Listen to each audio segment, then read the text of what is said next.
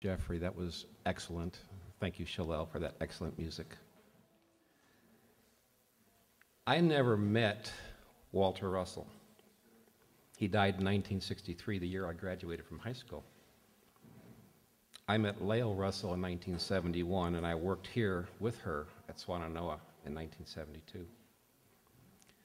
A book was written by Glenn Clark in 1946 about Walter Russell. It's called The Man Who Tapped the Secrets of the Universe. You may have seen this book out here, and it's for sale.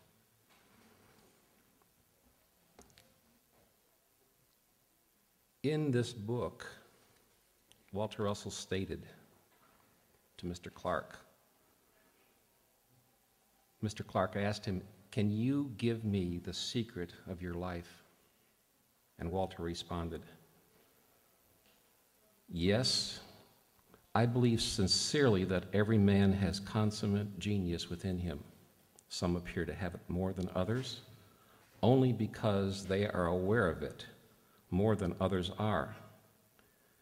And the awareness or unawareness of it is what makes each one of them into masters or holds them down to mediocrity.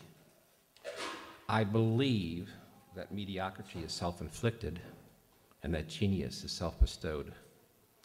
Every successful man I have ever known, and I have known a great many, carries with him the key which unlocks that awareness and lets the universal power that has made him into a master."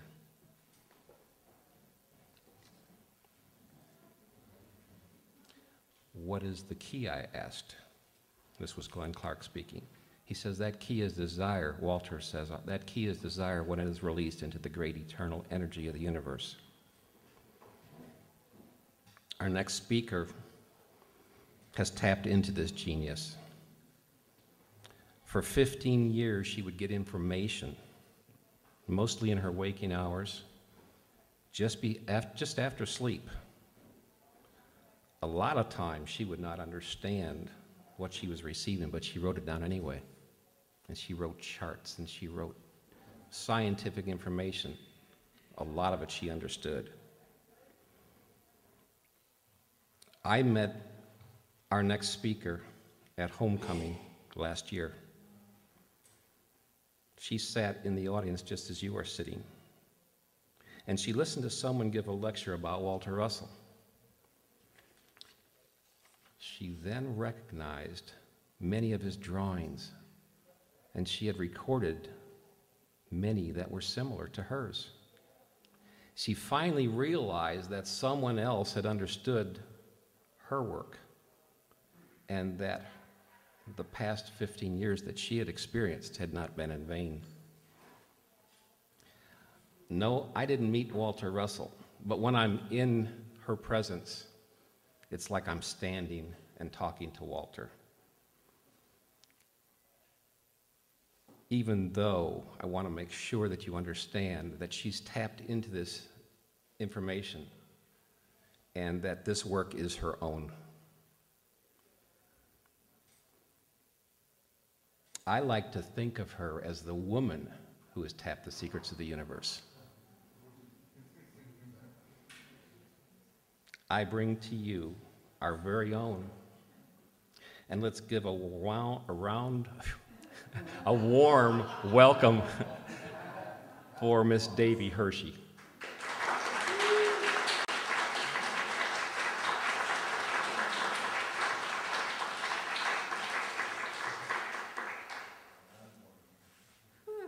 Try to make me cry right before I get started. Thank you. Thank you for that amazing. Now I got a lot to live up to, right? And I just want to thank Jeffrey and Shalel for that beautiful meditation. Oh my gosh. That was just the timing of your music and the words. It's just mind-blowing. Really, really beautiful. How are you all doing this morning? I can't see you very well. The light's in my face, but I really appreciate you coming out on this glorious September morning and sharing with me, and thank you for inviting me to be here with you. To just going to take a second here to orient, get my, oh, how do you take two? I got to have it up here. Thank you. All right, well, I entitled my program today, Do Your Questions Support Your Quest? By the way, my name sounds like not at all like it's spelled. So it sounds like Davy, like the boy's name, and Hershey, like the candy. I'm phonetically challenged. So the reason that I named it that is because we have a theme this weekend called Journey into the Heart and Living the Message of Love. And a journey into the heart, it made me think of a quest. And so I also love questions, and I ask probably more questions than anybody you know. I'm always asking questions. I question authority. I question reality even. And so I have owed a lot to questions in my life. In fact, one particular question saved my life when I was 25 years old. And I'm going to save that story for another day, but I wrote about it, and it's on my blog site, which is that address. I have cards, so you don't have to remember the address, but anyway, when you open the blog site, you'll see an array of photo icons, and the one that has the roses on it is that story. So I invite you to read it if you like. But we all know of knights in shining armor that go out to find the Holy Grail or to slay a dragon. And in the 20th century, we know of quests like Saving Private Ryan and Amelia Earhart's courageous quest to fly solo across our oceans. And our quests might not be so magical or outlandish or courageous, but we all have a theme, to our life, like the theme of this weekend. And that theme is our quest, and it motivates our actions. And so I wanted to correlate it with this word that sounds so similar, questions. And you see, these people have big, hairy questions.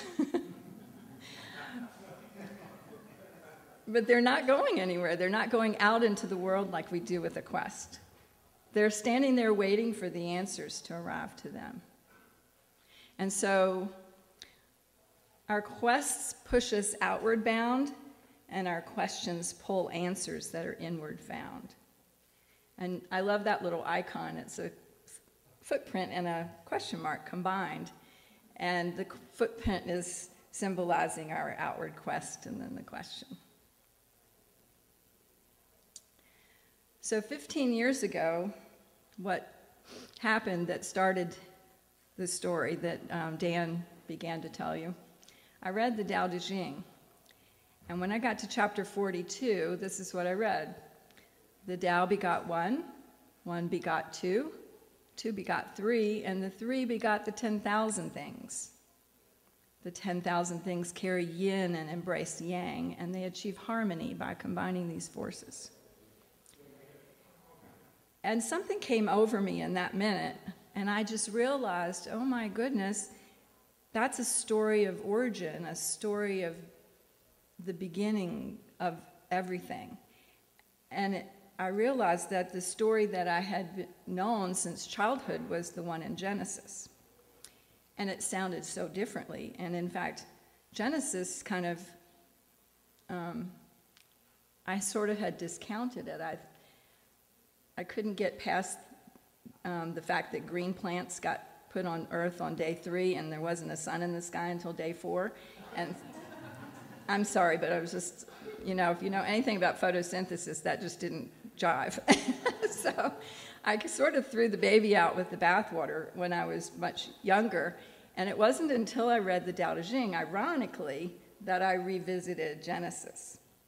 And so we all know this story, so I'm not going to read that one to you, but it's they're very obviously very different in their wording, but there's a couple things that are the same. or similar, that struck me.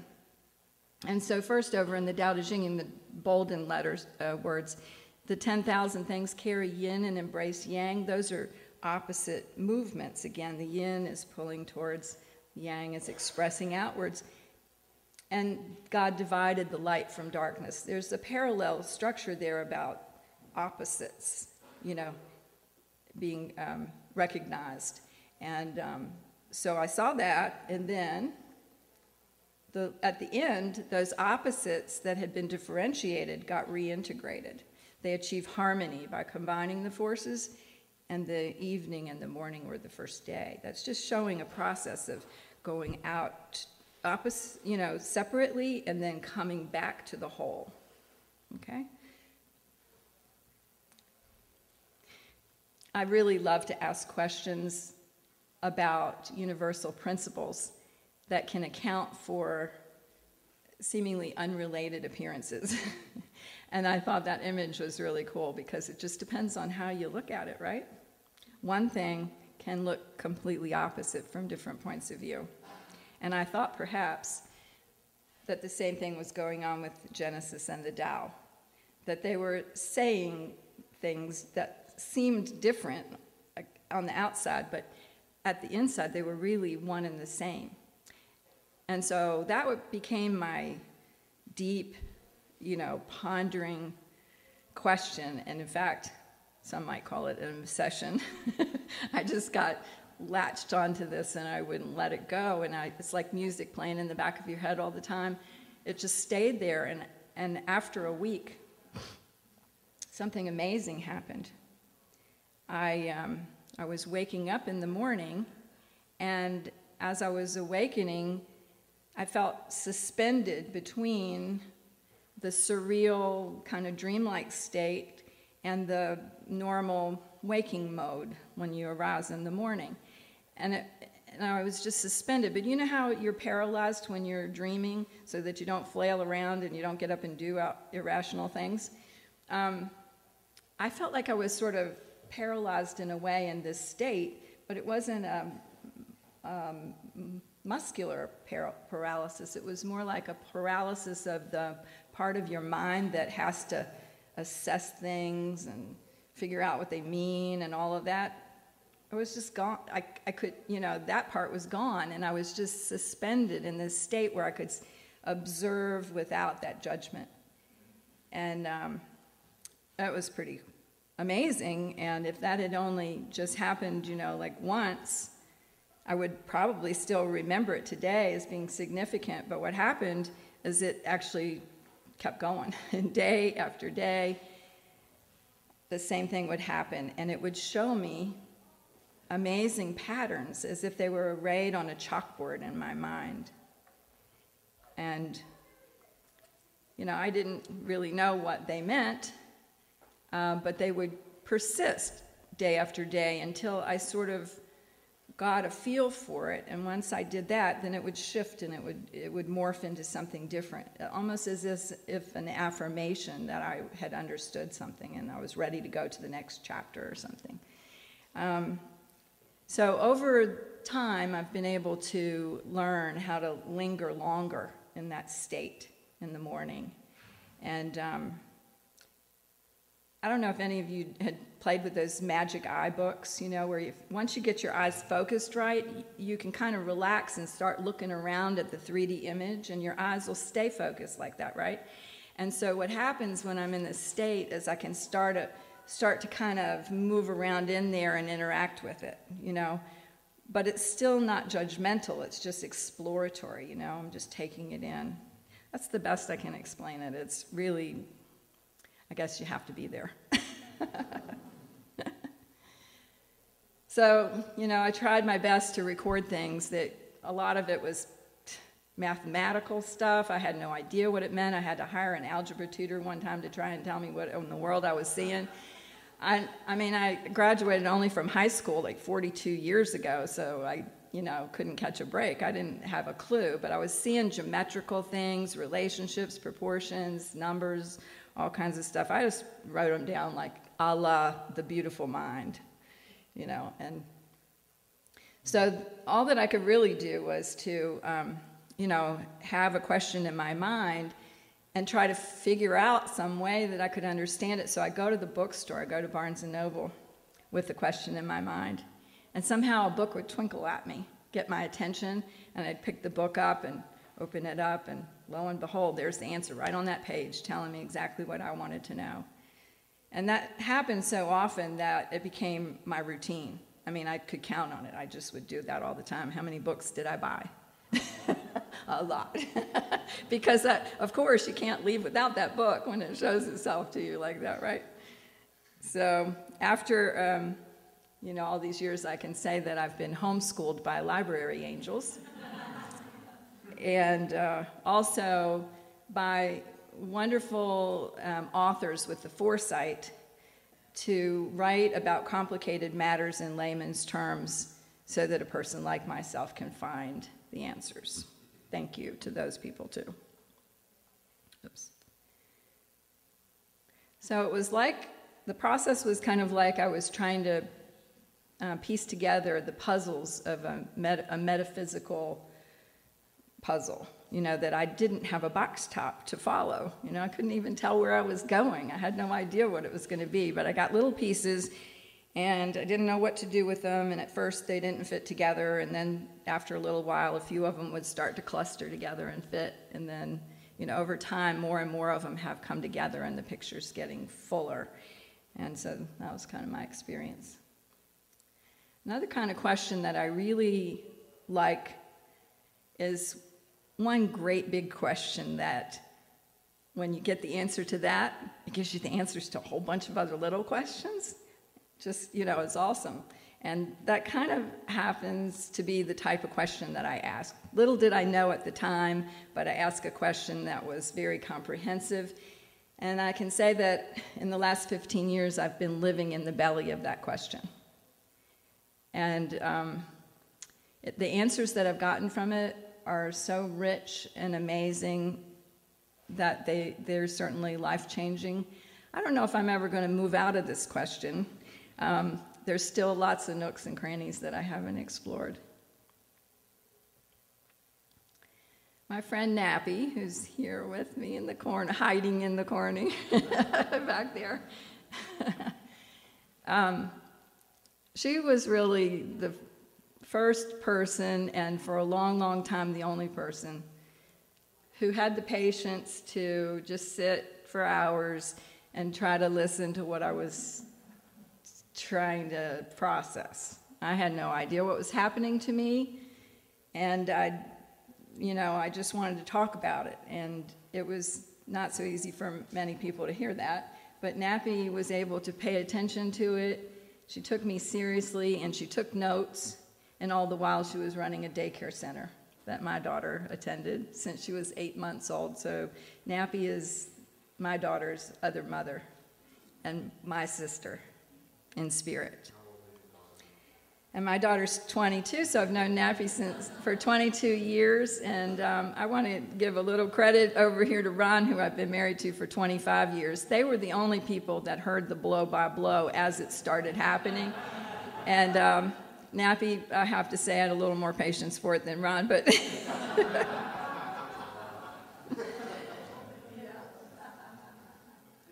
after about 7 years of this alternative educational process that I was going through, my family moved down to the Chesapeake Bay area, Northern Neck, and it's quite nice down there.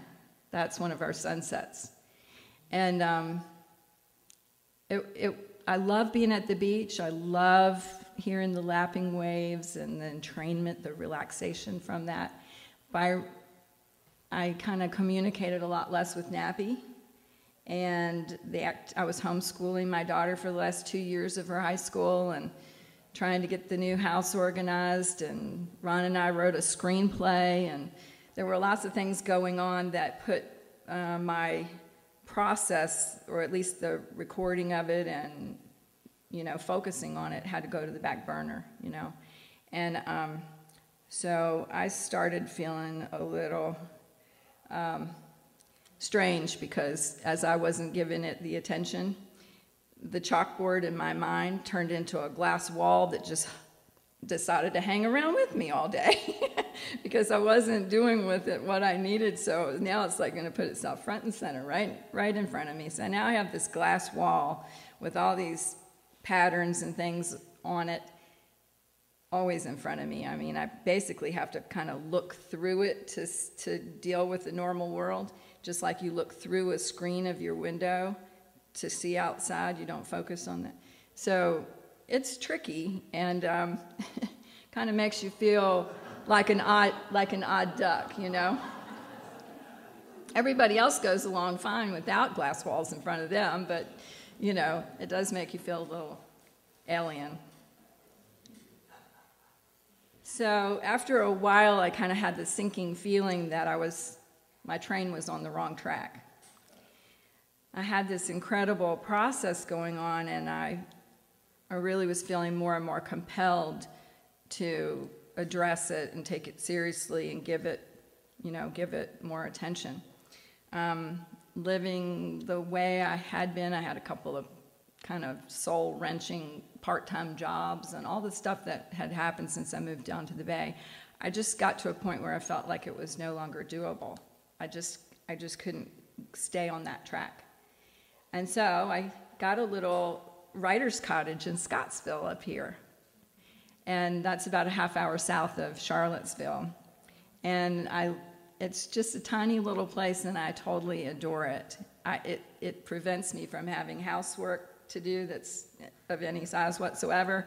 I rent it, so I don't have to keep up with it or anything. It's just like perfect. It's my little cave. I get to go in and just give my process top priority, finally.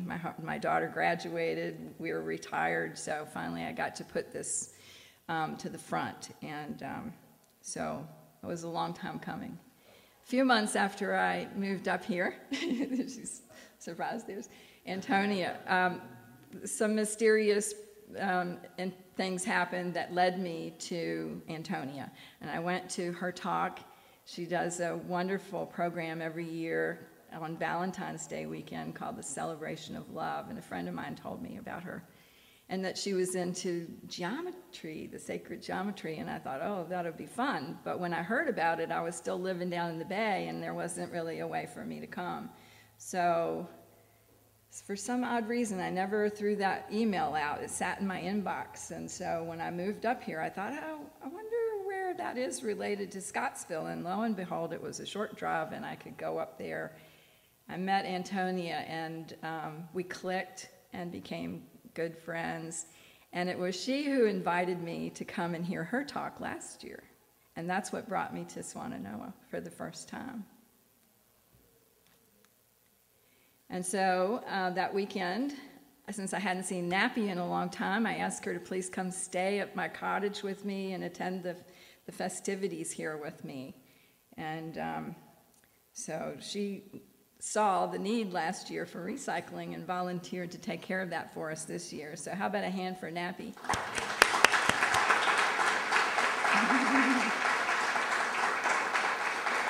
And while we're clapping, how about for all the staff and the other volunteers here?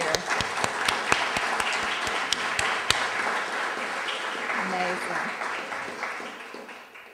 Awesome. Well, you can only imagine how I felt and how Nappy and I both felt when we saw some of Walter's presentations, his diagrams and stuff, and how similarly they look to some of mine. So I'm not going to get into what they mean because that'll be taking us too long, but I just want to show you some of the similarities. Here we're showing the alternation of inverse movements throughout the universe, and the push and pull they are the only two movements. They're always in balance, which negate the entirety of it. But these two movements are responsible for all dynamism in the universe, all forces of the universe. Even though other forces have different names, they're all made of this. It's another similarity. Here we're showing how complex dynamical systems have waveforms. Here we're showing how a magnet that pushes and pulls on either end has actually a dynamic process in the center. They're actually made of two different magnets. You can see on the bottom how they still push and pull and push on the ends, but in the center they have another pull and push that's inside. And here we're showing the importance of gender roles in the universe, which each of them, the male and female, do the pushing and the pulling, even though we associate a lot of times yin with the female and yang with the male, but they both, in fact, do both. So I've had a pretty amazing year since last homecoming. Even though I didn't get here in time to meet Leo or Walter, I did see that a whole room was full of people who at least were intrigued with his work and embracing it, and if that was the case, I wouldn't be so strange and alien after all.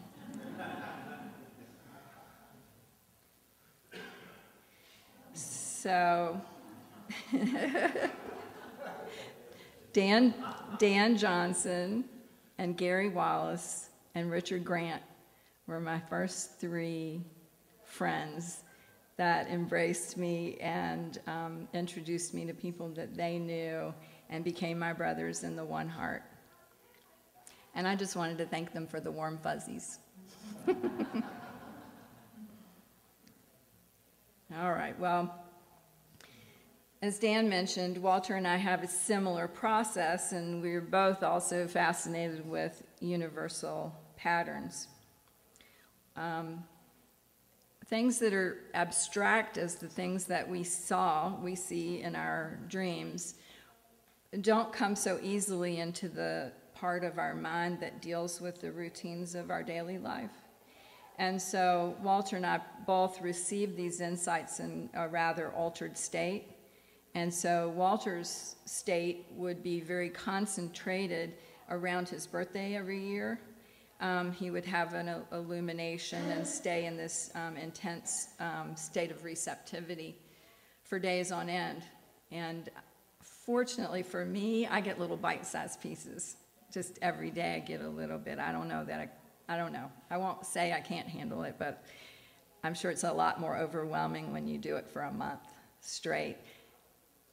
I do, however, feel that on a daily basis now that I have a different lifestyle and live in my little cottage, my cave, that I do stay in that state a lot during the day now, and especially making this presentation too. I stayed in this state a lot. Most of it was fed to me, So matter makes patterns visible, and patterns make matter meaningful. The male and the female always go together. And we didn't really know that matter and pattern was male and female, but look, matter is a derivation of the word mater, which in Latin means mother. So that's the female aspect. And pattern is derived from pater, in Latin is father. So it's the masculine part. And these are color-coded green and blue. Nappy recommended this. It was a brilliant insight of hers. Father sky is for the metaphysical consciousness, and Mother Earth for our physical body. And so these are always joined in a relationship, but they have different environments that they have to move through. And so the physical body, the female aspect, has the environment of our physical world. Every day you're in this physical world. But the patterns are not physical. They don't occupy any space or time, do they? Patterns are in a different realm, and we can call that our psychical world. It's a metaphysical space, if you will. So it's not a big jump now to think about the fact that substance can be structured or unstructured, not structured. So a pattern, every time you see matter, it has a pattern, right? Nothing can be material if it's not in a pattern. Everything that you encounter that you call matter has a structure to it. But what about the substance itself, when it's not being structured, the substance is just one. There's only one substance that gets structured in a whole variety of ways. So there's two things then. We encounter the structured substance, but we don't encounter with our physical sensory organs the unstructured. We have to grok that in a totally different way, not these sensory receptors, in another way. But the unstructured substance is called, you can call it omnipotence. It's the potential to become something. We also can think about that as the 0-point energy field and the vacuum or the void of space, and maybe even the universal womb. All right? So now, similarly, patterns can be busily structuring substance or not. The patterns themselves don't have to be doing anything either. And what would they be then? Like a template. So patterns without substance, that haven't been yet substantiated, are just templates. They're available to be used as structure, but they're not in that state right then. So they're recorded in the omniscience of the Akashic records, these templates. They're available for use, and we see them often. We know that a template's being used when you can see the same pattern being represented by completely different matter, right? So over there you can recognize that's a snow-covered spider web on the left and a broken window on the right. But look how similar the structure is of the different matters. And then over on this left, anybody want to guess what these are? Say louder. A spider web on the top, and what looks like it on the bottom? I can't hear you. Bronchioles. It's actually, you're close. It's internal. It's our bone, the structure of bone. But it's interesting, right, to see. So you get the idea what I'm talking about, a template? Okay. Templates are available whether they're being used or not. So we have matter has two poles, physical and not physical, and so the patterns also two poles, one that we can discover and the other one that's invisible. So I made the little question marks are facing in opposite directions, and one of them has an open circle and the other has a closed circle. And so the kinds of questions that we ask, the questions that are related to the stuff here in the concrete world, those questions are like who and what, where and when, and all this stuff right here. They're related to the closed circle on the left. And the open circle, those kind of questions are like why questions. Because why is something that comes outside. It's like why? Not just like how does something work in a structural way, but why is it at all? Why is it even there? Those kind of questions take you in a different place than here. So, questions, they can open up those other receptors, the receptors for the more ethereal, and not just Walter's and my questions, but your question. You can do the very same thing. You can just ask a different kind of question, and you'll open up receptors that'll tap into that otherworldly, the templates and the one substance and the potentiality of omnipotence and omniscience. And so I hope to encourage you and empower you today to try and use questions to help you access insights of your own that will assist you on your quest. And I'll just say that questions are an exclusive privilege of humans. They're a way that we can control the receptivity of our minds and our hearts. And it's a boon to learn how to use questions intentionally and consciously for good. The Tao Te Ching says the space between heaven and earth is like a bellows. And what do bellows do? You expand it and it pulls air in. And you push it closed and the air pushes out, right? Our breath, same thing happens. When we inhale, we expand the diaphragm and it pulls the air inward and down into our lungs. And when we exhale, the contraction pushes the air back up and out. And there's a transition that occurs, of course, between the inhalation and the exhalation. It has to switch directions, right? It goes from expanding to contracting. So there's a transition that occurs between the pull and the push. And then if you pay attention to your breath, you'll notice that after the exhalation, there's a little tiny brief rest before you take your next inhalation, okay? And that little brief rest, we want to pay attention to that today. So most of us have our breathing kind of on autopilot, and we don't give it a lot of thought because it takes care of itself.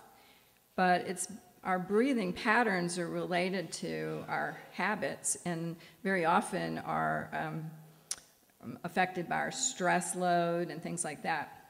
But we are able, thank goodness, to be able to intervene in that process whenever we want. We can consciously choose to change the depth or the pace of our breath. We can choose whether we're going to breathe through our nose or our mouth. These are things that we can intervene consciously and make a difference. And our quality of our breath, of course, affects our health and our moods. And so being able to intervene is powerful for us. The fact that we rarely do that is something that we might want to think about.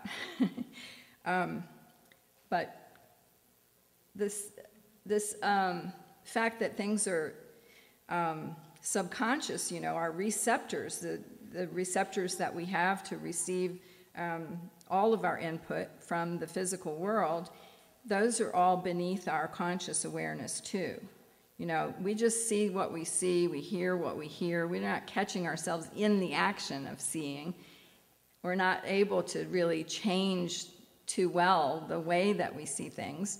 People even have a struggle looking at those magic eye pictures because they have to change their way that their eyes are focused, and it's uncomfortable and awkward.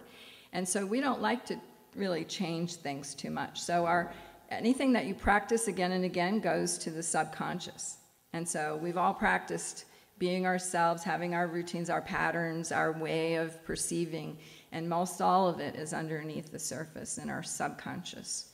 And so we want to figure out if there's a way that we can intervene, because the downside is that the faster, you know, the instincts and stuff go so fast, they're faster than our conscious mind. And once they go automatic, it's kind of hard to retain any control over it. So we want to practice choosing consciously whenever we have the chance. Because our receptors are site-specific or substrate-specific. We have receptors that get information, and they're all very precise. Like, you don't hear through your eyeballs. You know, your eyeballs are only going to receive one kind of input. Your taste buds are going to receive a different kind of input. They're all very specific receptors that are tuned only to one kind of input. And questions are the same way. If you ask a question, it can only receive an answer that's befitting the question. And in all the thoughts that come in your head, they only get there because you have a receptor for them. Those receptors, again, are most often unconscious to you or beneath your awareness. So if you want to control the thoughts that gain entrance to you, one way you can do it is to consciously ask questions that are empowering and bring the kind of thoughts you want in, and overcrowd those other receptors that are bringing in nonsense. What are the long-range effects of having your receptors set in a certain pattern? You know, what do you think? These two women have held different kinds of expectations throughout their life, wouldn't you guess? Yeah. The 85-year-old woman still has a little spark in her eye, but that's lost probably a long time ago for the 70-year-old. So, I, for one, asked lots of questions unthinkingly, uncritically, I should say. I just didn't know I was doing it when I was young. I had a difficult childhood and suffered from post-traumatic stress disorder. And so that sets your receptors to, you know, kind of be on edge and expecting negative things to happen. So I've learned, you know, over this process to try and be much more consciously aware of the questions that I ask. And so I suggest that we all, you know, are very careful with the kinds of questions that we ask.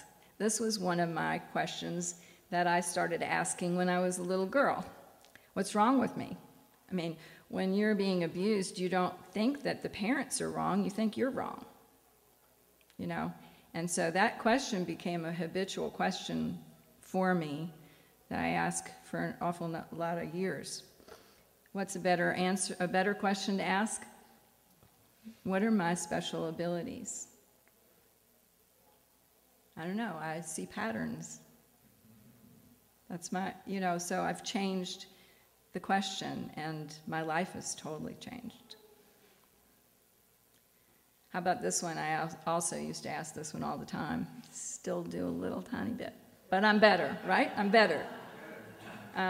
He's known me for 25 years, and that used to be a pretty prevalent question. What's going to go wrong next? I just thought I might as well be prepared because it was inevitable, right? But now I ask questions like, what adventure would I like next? You get really different answers from those two questions. Why can't I just be happy? Who has ever asked that question? When, where, and how am I the happiest? Now see, if you ask, why can't I be happy? That's actually a question that closes off your receptors because you're affirming that you're not happy. And so happiness can't get access. Happy thoughts can't come in. If you're asking why I can't be happy, you've closed the circuits, right? I mean, closed the receptors.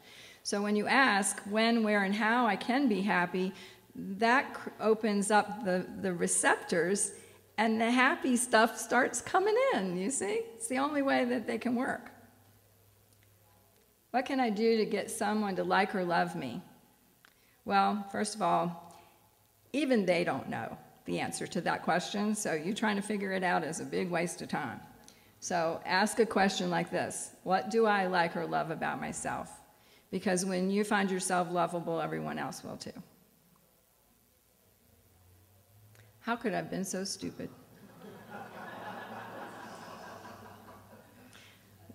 Well, think about what kind of answers come to that question. All you get are all the stupid things you've ever done in your life. That's how you can be so stupid, like this and like this and like this. Pretty soon you're afraid to leave the house. But how about this? What can I learn from my mistake and move on? Then you get the lesson that was in there. Why am I always broke? I know you're laughing because you know what I mean. Why am I always in the flow of prosperity and abundance? You are.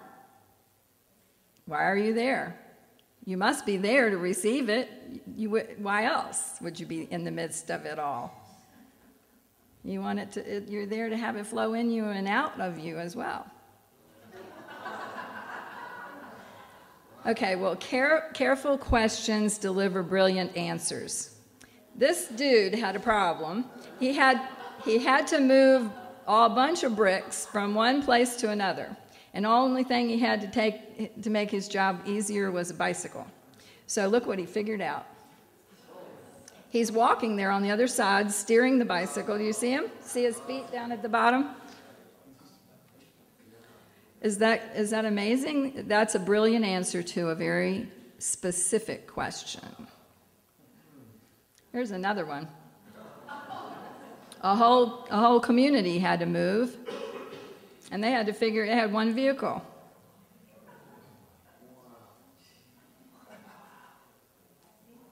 Yeah. So next time you have a little problem,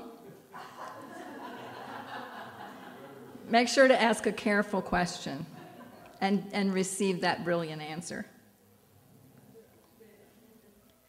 When we discover generalities, like universal principles, then once you have really discovered something like that, then you start seeing it everywhere in all the specifics, okay? Because really, there's only a handful of templates, and there's only one substance. So everything is a lot less complicated than we think it is. So if we just go down to the essence of things, we can actually figure out a lot more than we think we can. The two things that we saw in the Tao Te Ching, the yin and yang, and then we saw the darkness and the light in Genesis, and then we talked about the pull and the push of our breath. And then Walter called these two forces gravitation and radiation. You know, but they're all, see, again, it's all the same stuff. Do you get it? See? So those are the generalities, and then when you look out, you see them in all the specifics. You see it in all the dynamical systems. This pull, transition, push, rest is a ubiquitous sequence that all dynamical systems partake of. Every dynamical system has that. I put the dancers there because even when you think about both the male and the female have to pull, transition, push, rest, and they do it in a coordination. So when you're dancing, what does the male do when he wants the female to turn? He raises his arm and she transitions while he rests, okay? And when he pushes forward, she pulls backwards, and vice versa. So the dance is always, they're just sync together so that the pulls and pushes align and the transitions and rests align. And so this creates this wonderful relationship between the two dynamical systems. Okay, so we're going to talk about something a little bit different, but we've built the basis for that you can understand. Sri Aurobindo Ghose refers to involution as a descent of the divine into matter. And I color-coded those green so that you can see, why is it the feminine? The green is feminine, but you see it references matter. The involution is going down into the matter, so that we colored that blue. And then evolution is the inverse action, but it's more than detecting. See, detecting is the conscious part, so that's the blue, the masculine consciousness. It's more than detecting the divine in all things. It's to raise oneself to the highest level as a basis for the continued evolution of the species.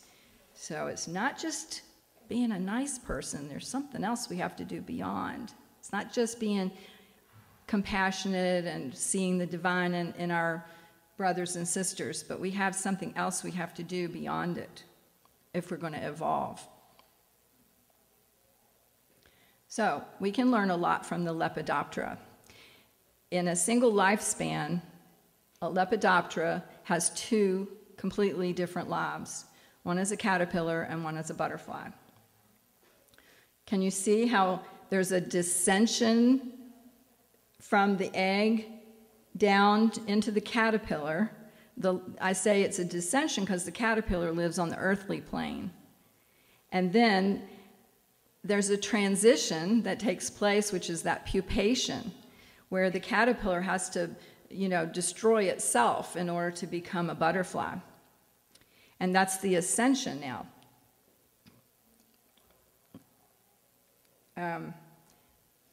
I just say that the caterpillar has to get used to this process before it ascends. It has to eat 24/7. It's a consumer, even greater than we are, maybe, because it doesn't stop for the whole time. It just munches away on milkweed until it's so fat it explodes out of its skin, and it has to do it 5 times before it finally gives up on that awful life, and the skin turns into the pupa. The butterfly, that is the egg-laying creature, the butterfly pumps up its wings when it comes out of the pupa. It flies the heavens, it drinks nectar, and it has intercourse. So it's not a bad gig if you can get it. But the butterfly that lays the eggs is the basis for the continuation of the species, is it not? That's the highest level, right? It has the potential for the next generation. All right. And it just happens to be called the imago, the adult butterfly, and we'll come across that word again. Walter Russell said in his book, The Secret of Life, that death and life are one, as the swinging pendulum is one, even though it oscillates 2 ways in its incessant swinging. I brought a pendulum. So, everybody see that? I know it's kind of low, but you've probably seen those toys where they go back and forth. So, Walter's referring to the oscillation between death and life, or between the caterpillar and the butterfly that we just saw with that Lepidoptera. So what happens is it eventually dies down, the swinging back and forth. If I don't pull the bead back up, it's going to die down, because this is what we call a closed system. It has a certain amount of energy in it, and when that energy is used up, it doesn't have any excess of any more energy on its own, so it just dies down. That makes sense, right? It's just a closed system. So an open system can open its boundaries to receive some new resources. And so we call the system that's closed and dies down, we call that entropic. That's entropy, dying down like that. But if you're able to access more resources through your boundaries, then you can replenish yourself and at least stay even. You know, you can just kind of perpetuate the cycle, right, by staying even. And that's called negentropic, and so all of life is able to access resources, so it's negentropic, okay? The ego, our ego, is it's subconscious, and it's the thing that sits at the boundary that's opening and closing our boundaries, receptors for our body, keeping out the things that look scary and destructive to us, and acquiring what it looks like it'll support us as we are. But it doesn't just do that on a physical level, it does it also on the mental level. We don't like to entertain thoughts that make us, have to have a paradigm shift or a breakdown, emotional breakdown, or cognitive dissonance. We don't enjoy that. We like to have thoughts pumped in that make us feel like, yes, we can hold on to our belief systems, and they're nice and fortified by so that's why we have 2 different news stations that tell 2 different versions of things, and you can pick the one you like that makes you feel good because it's talking your language, right? But that's the ego that's doing that, and the ego gets a bad rap. But you know what? If we didn't have it managing the boundaries for us at that rapid fire speed, we wouldn't exist long enough to feel our calling, so that we would evolve. So the ego serves a purpose. We can't really survive without it, but our attention can be shifted from the egoistic activities to another place, and that's what we're here to talk about. So a bubble is an interesting example because it really doesn't have anything on the inside different from what's on the outside. It's all surface, okay? So the thing that's different only between what's inside and outside is just the volume. And when you have different volumes, you're going to have different pressure. That affects the pressure. So what the bubble has done is that it has maximized the volume inside to this smallest area, surface area of the sphere. The sphere does that automatically. It's the smallest surface for the greatest volume. So if you were a bubble and you're trying to last as long as you could in a higher pressure area, you'd want your volume to be as big as it could be, and you'd want the surface area that is at risk to be as small as it can be. So do you think bubbles can do geometry? Maybe when we discover general principles like this and we give it a name, we call it geometry, right? So this is a starling murmuration, and it too has an interest of minimizing its boundaries, and it has to maximize the internal volume because it needs to keep the birds far enough away from each other so they don't collide and that they can still make use of the draft and fly. But they can move around in all these amazing, erratic, swarming behavior, and yet the birds all stay synchronous with each other in that flow. Do you think that birds can calculate complex algorithms? It's amazing, but apparently they do. And I think we're the ones lagging behind because we're just starting to understand the math behind this that they do anyway. But we have to study kind of chaotic formations in order to even get the inspiration to figure out the math, right? So this is a picture of a closed system in two different ways. Here's a real-life bubble that shows what we were talking about, and this is a closed system too that's going to run out. No bubble's going to last forever. It's just going to, all bubbles burst, as we know with the stock market.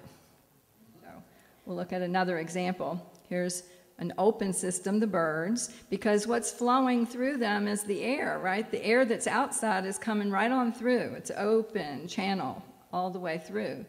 But even still, it's interesting, there's quite a delineation of their boundaries. So they're operating by that template that keeps them able to maneuver without danger while they let the outside come through. This symbol over here shows that. It just shows the two closed systems have become open to each other. That's a star tetrahedron. Well, to live, we have to open and close our boundaries. So we're sometimes a closed system and sometimes an open system. And you can see here that we close off when we are trying to maintain what we have, and when we fear breakdown, and when we need to grow or we feel safe and we're hungry to have resources come in, then we open up the receptors. So the feedback that we get when we open can be either handled in a negative or a positive way. Negative feedback is all about maintenance. So your thermostat in your house is a negative feedback system. It maintains your comfort zone. Your ego does that for you, maintains your comfort zone. So the ego is managing you as if you're a closed system. But a positive feedback is when you take something in and it causes it to grow, and then that goes back in and it grows exponentially, more and more and more. So whereas the negative feedback is kind of oscillating in a narrow band, it's got gains and losses over and over. That one just has gains all the way until the whole thing collapses. That's how positive feedback grows. So a creature as simple as a nautilus has figured out how to do both at the same time. The thing that it wants to stay the same is its structure. It wants to operate with the same template. Don't give me a new template at every turn. I can't handle that. So it wants to have the same structure, and you can see that the arc angle stays the same, but the line drawing can show it to you a little bit better than you might notice looking at the nautilus, but you see how they're the same? So the line is showing that in every one of those squares, the arc angle is precisely the same. So that it's able to maintain its structure, but at the same time grow. And there's only one proportion that allows for that. And so do you think that the Nautilus knows about the golden ratio? Or do you think that we discovered it by seeing it everywhere throughout the natural world? Everything that's balancing, I want to stay the same, but I still want to grow. That's the golden ratio when we do that successfully. And we call it phi. So just like the Nautilus has taken the two opposite things, growth and maintenance, and found something that overlaps, that they can say this is both growth and maintenance. This is a Venn diagram. It's named after John Venn, and he made those overlapping circles in order to handle set theory in math. So most middle school kids have seen that. So we're using that same symbol, and we're going back to the butterfly, and you see that on the left, the egg in the gestational period is on the left coming down into the caterpillar. Then the caterpillar has to transition back, and it does that by the pupation. So the egg is the container that transitions it from the upper level to the lower level, and the pupa is the container that transitions it back up to the higher level. So the butterfly, being the egg layer, is responsible for the perpetuation of the species. So let's put ourselves in a parallel structure now. Gestation and infancy on the left. We have a phase where we're developing and growing and very interested in pleasing ourselves and avoiding pain. And then eventually we become a mature adult and we're able to forego our self-centeredness and begin to serve others. That's the next step. But what happens? What's at the height? What's at the pinnacle? Can it possibly be death? How can death be responsible for the, perpetuation of our species? But what else is between when we finish being an adult? What happens? See, there's got to be something else, right, that we're missing, something that's not being covered by this.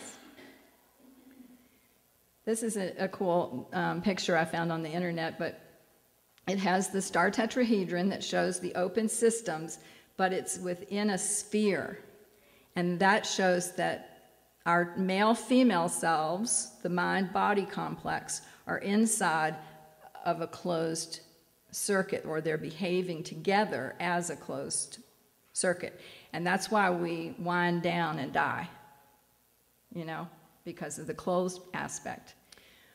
I'm suggesting that that's what's happening with the ego. That our physical body and our psychical mind have gotten engaged in this tug-of-war. And we just have this looping going on in the center. So the physical body is primarily operating subconsciously through our instincts that protect us. And the ego has kind of taken the body and the mind and involved it. So there's the word involution again. It's involved it in impulsivity, basically. We behave off of impulses most of the time. And the way that we can get out of the impulsivity, move out of that circle entirely from the subconscious and the ordinary conscious, is to use our intentional conscious mind. There's one part of our mind that addresses the physical things and one part of the mind that can carry you out. Okay, so that part that can carry you out is like the higher mind. And it will help you find your way to your heart.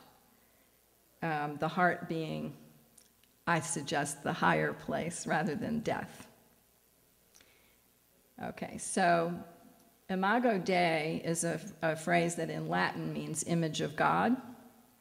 And in Genesis, God created man in his own image. In the image of God, he created him, male and female, he created him. That means body, mind are both in us as our highest version, the image of God. Carl Jung refers to the Imago Dei as a symbol of wholeness, or an archetype of wholeness, that arises spontaneously in us. It's latent in us all. It's our potential. It's what we are as a whole if we don't get stuck in the middle. Okay, so if you strive for Imago Dei, you're on a quest for wholeness, spiritual liberation, and the fulfillment of your highest purpose. So let's look at the graphic again and see if we were to put the Imago Dei at the pinnacle. We would see that we're dependent as the infant.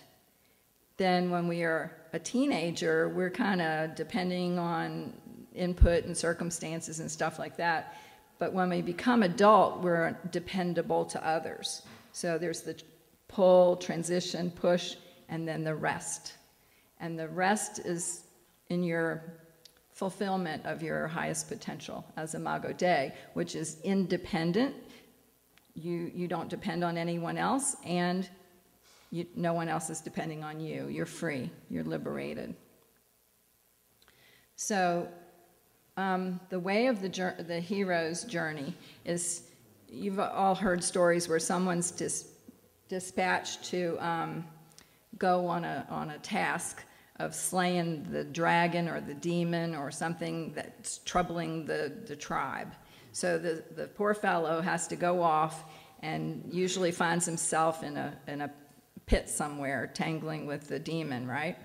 And he can't use his physical bravado or his physical strength to conquer, never. It's always he has to outsmart it, right? He has to use his intellect. He outsmarts the demon.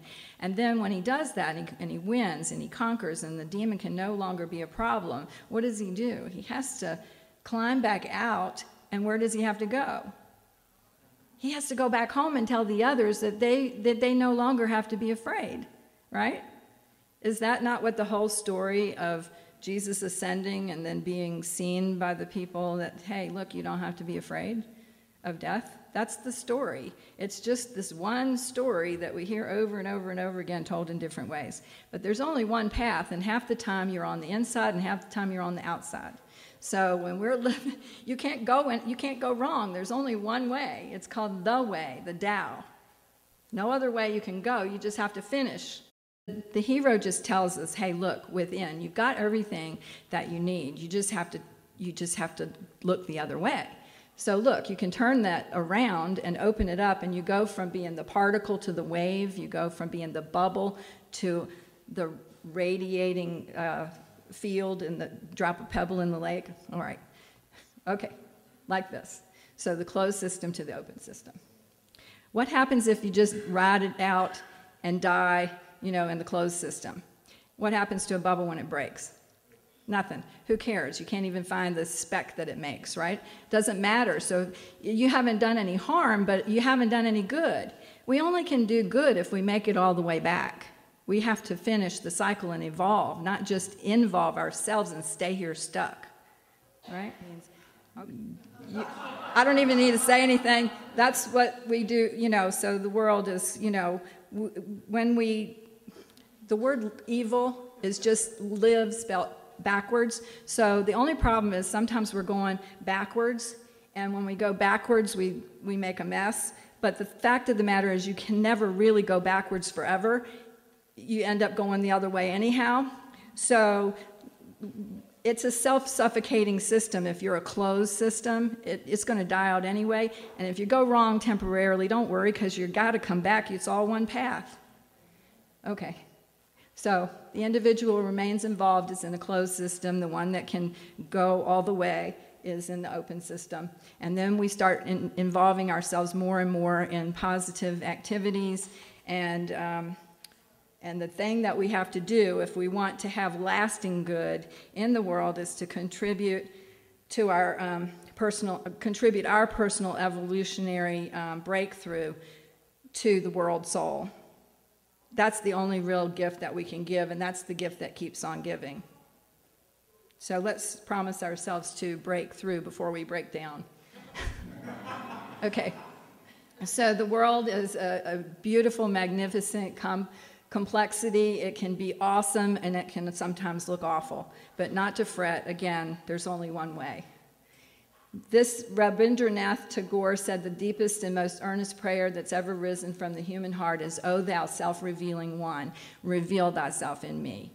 And so ask for that. Ask to be shown yourself as the Imago Dei, male and female of it, as the intermingling perfection that it is, one way, all together, spiraling together with all the potentiality of the omniscience and the omnipotent flowing inside of you all the time.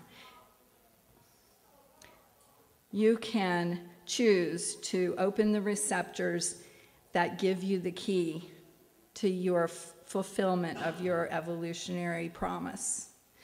And so just don't let the egoistic eddy that gets caught, all it does is slow down the current, it slows the flow. That's all.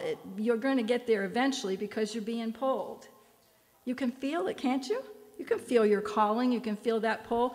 All you have to do is let go of those habits that are like roots on the side of the riverbed that you're holding on to, and all the logs and stuff is crashing around on you and making it painful.